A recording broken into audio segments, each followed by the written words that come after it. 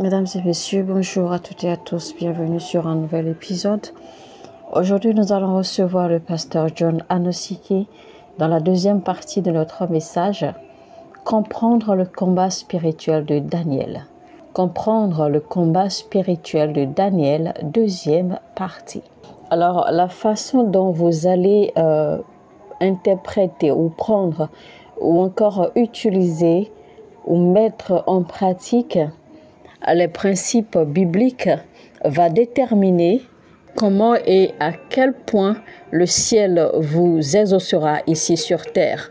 Pour cela que la justice, la sainteté, la prière, la consécration, la diligence et l'étude des Écritures et également une diligence à l'adoration sincère de Jésus-Christ.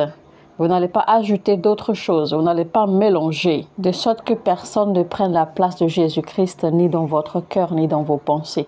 Même vos pasteurs, vous n'allez pas remplacer Jésus-Christ par votre pasteur. Vous n'allez pas remplacer Jésus-Christ par autre chose. Que Jésus-Christ soit le seul focus que vous avez. Que ce soit celui à qui vous regardez, l'unique et le seul. Et pendant que nous grandissons, d'accord, dans l'adoration à notre Seigneur Jésus-Christ, pendant que nous sommes dévoués, engagés, d'accord, à l'adoration de notre Seigneur Jésus-Christ, eh bien, le ciel va commencer à se manifester sur la terre. Que quand Dieu voit l'adoration sincère, Dieu rencontre des adorateurs sincères et honnêtes, eh bien, il va implanter sa demeure au milieu d'eux. Plus les vrais adorateurs adorent en vérité, plus leur adoration croît et monte, plus Dieu va installer, Dieu va demeurer, Dieu viendra habiter au milieu d'eux et plus Dieu habitera au milieu d'eux jusqu'à ce que la présence de Dieu devienne permanente. Et à force, vous pourriez devenir un instrument que Dieu pourrait utiliser pour apporter de l'aide, de l'assistance, de la délivrance et la bénédiction dans votre famille. Mais il faudrait que vous compreniez que Dieu ne va jamais vous engager dans un combat pour lequel vous n'êtes pas préparé. Et avant que Dieu n'engage l'Église dans ce combat spirituel final, ce combat, vous savez que le dragon est sur le point d'ouvrir contre l'Église. Vous savez parfaitement de tout ce qui se passe autour de nous que le système du monde aujourd'hui est clairement ou se dresse clairement contre l'Église parce qu'ils ont clairement un agenda, c'est un agenda très précis et bien détaillé pour faire taire le nom de Jésus. En réalité, ils ne veulent pas faire taire Dieu parce qu'ils ne peuvent pas taire Dieu. D'accord ? Mais ils veulent faire taire, ils veulent faire disparaître le nom de Jésus dans toutes les écoles, dans toutes les institutions, dans tous les lieux, partout où le nom de Jésus peut être invoqué. En fait, leur agenda est de rendre silencieux complètement, d'accord, et d'effacer le nom de Jésus de la mémoire, de l'esprit, du style de vie des gens. Donc, ils ne pensent pas en fait arrêter Dieu ou empêcher Dieu de faire quoi que ce soit. Mais eux-mêmes, ils se prennent déjà pour des dieux. Ils ne sont surtout pas prêts à adorer quoi que ce soit qui soit au-delà ou qui soit supérieur à eux. Ils ne veulent rien adorer d'autre que la science. Donc, ils ont transformé, ils ont fait de leur intellect, ils ont fait de leur connaissance, ils se sont fait des dieux et ils veulent être adorés, ils veulent s'imposer au monde. Donc, ils ne veulent plus entendre le nom Jésus parce qu'ils savent très bien que le nom Jésus, en fait, dérange beaucoup leur vie, dérange leurs activités. En réalité, derrière tout cet agenda diabolique qui se prépare, d'accord, pour assujettir le monde, eh bien, se cache un démon. Derrière cette élévation ou cette apparence, cette manifestation, d'accord, de l'Antichrist, derrière cette promotion, l'utilisation d'une seule monnaie mondiale, d'une seule économie mondiale, etc., se cache un démon. Ils n'ont aucun problème avec les autres religions. Ils sont même prêts à créer des endroits, à créer des lieux, à créer des chambres pour permettre aux autres religions de prier comme elles veulent. Mais en ce qui concerne la chrétienté, ils veulent tout faire pour enlever, pour effacer la chrétienté. Le nom Jésus, ils veulent tout faire pour l'effacer. Qu'ils savent qu'il n'y a pas de puissance. Donc, parce qu'ils savent que le nom de Jésus-Christ, à la prononciation du nom de Jésus-Christ, que tous les genoux fléchiront et que toutes les langues confesseront que Jésus, seul Jésus est le Seigneur. Donc, nous sommes sur le point d'être engagés dans ce combat spirituel. Et ce combat spirituel va nécessiter l'immortalité. Et en tant que chrétiens, si nous n'activons pas les dimensions de l'immortalité, nous ne pouvons pas nous engager effectivement dans ce combat spirituel qui s'avance à grands pas et nous en sortir victorieux. Parce que nous sommes sur le point de nous engager dans un combat spirituel contre des esprits légaux, c'est-à-dire des esprits qui ont des prises légales sur les territoires. Ces esprits sont très très vicieux, dangereux et vraiment enragés, en colère, désireux de sang. Que ces esprits n'ont aucune pitié et ne reculent devant rien. Les esprits sont en mesure de causer des désastres, de causer des troubles, des malheurs. Ce sont des esprits qui vont causer des accidents, des maladies, des troubles bizarres.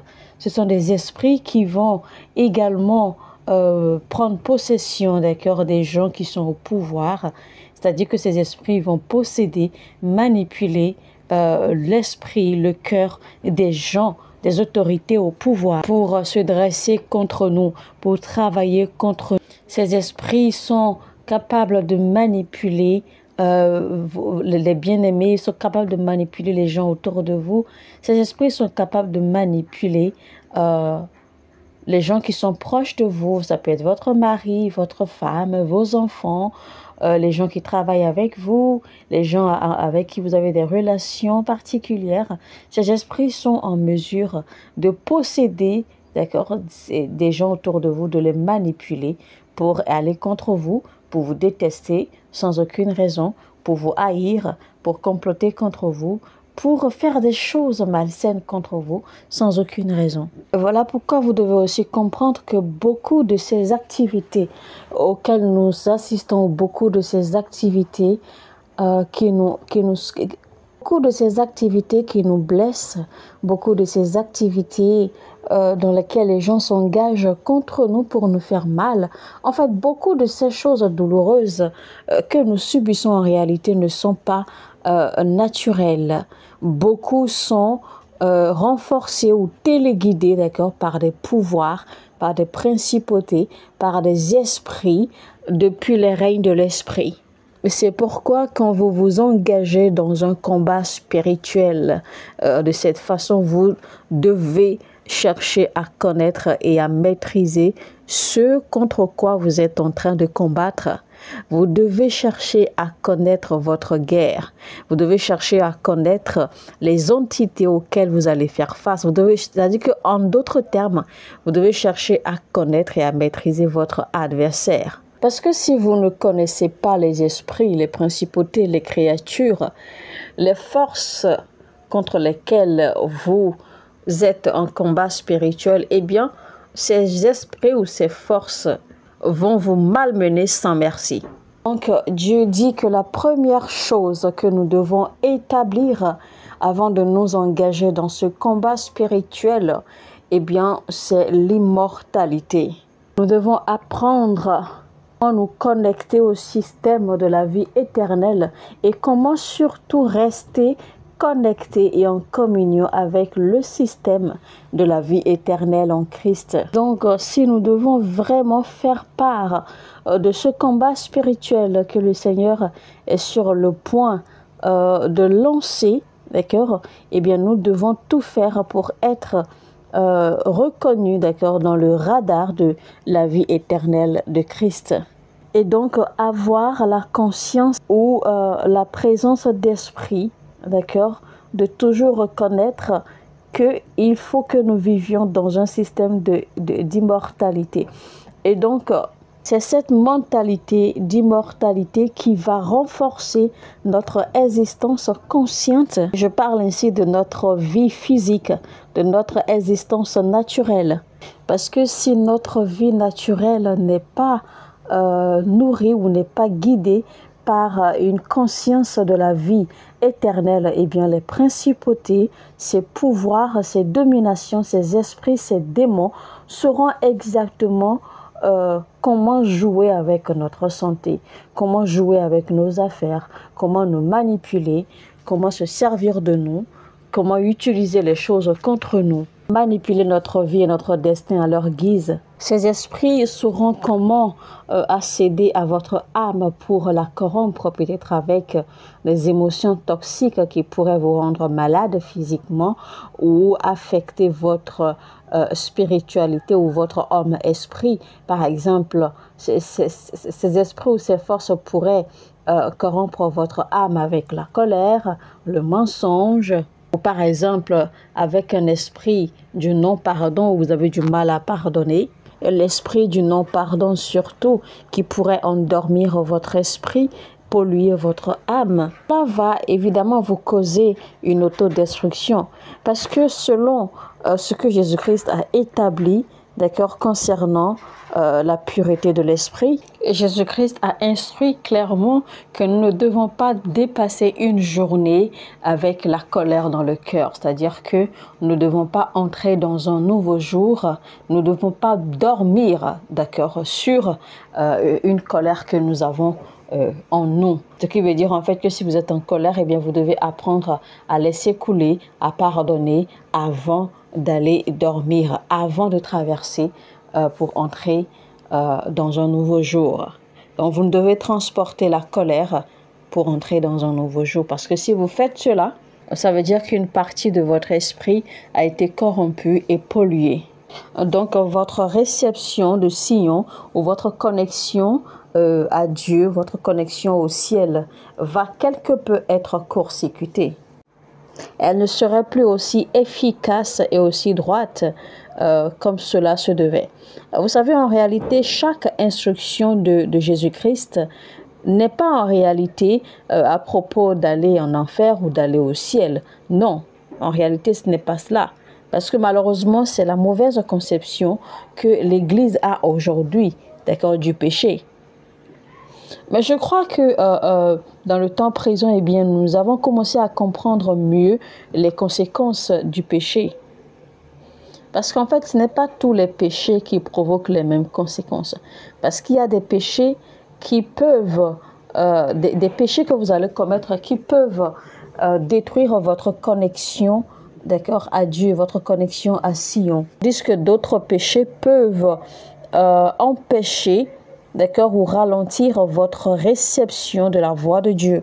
Donc, vous voyez, il y a beaucoup de choses que nous faisons, certaines choses que nous faisons qui ont des conséquences désastreuses sur nous, soit sur notre croissance spirituelle, soit sur notre résistance en Christ, ou encore sur notre façon ou notre but, d'accord, ou vision, ou processus pour implémenter, pour manifester la volonté de Dieu efficacement sur la terre. Donc, il faudrait alors aussi étudier pour connaître les conséquences de tel ou tel péché particulier, afin que nous puissions éviter ces péchés-là, d'accord, pour ne pas subir les conséquences et pour ce que nous puissions demeurer précis, consistants et toujours connectés au radar de Dieu, au radar de Sion. Mesdames et messieurs, eh bien, c'était donc tout pour la deuxième partie de notre message. Comprendre le combat spirituel de Daniel, la deuxième partie. C'était donc avec le pasteur John Anosike. Alors, si vous avez aimé ce message, n'hésitez pas, cliquez sur le bouton j'aime et partagez au maximum. Partagez autant que vous pouvez sur toutes vos chaînes et partout où vous avez l'habilité de partager. Et si vous n'êtes pas encore abonné à cette chaîne, alors abonnez-vous et cliquez sur la cloche de notification, activez la cloche de notification afin de ne rater aucun message. Sur ce, je vous dis shalom chez vous, que Dieu vous bénisse et on se retrouve dans les dimensions profondes divines. Que Dieu vous bénisse.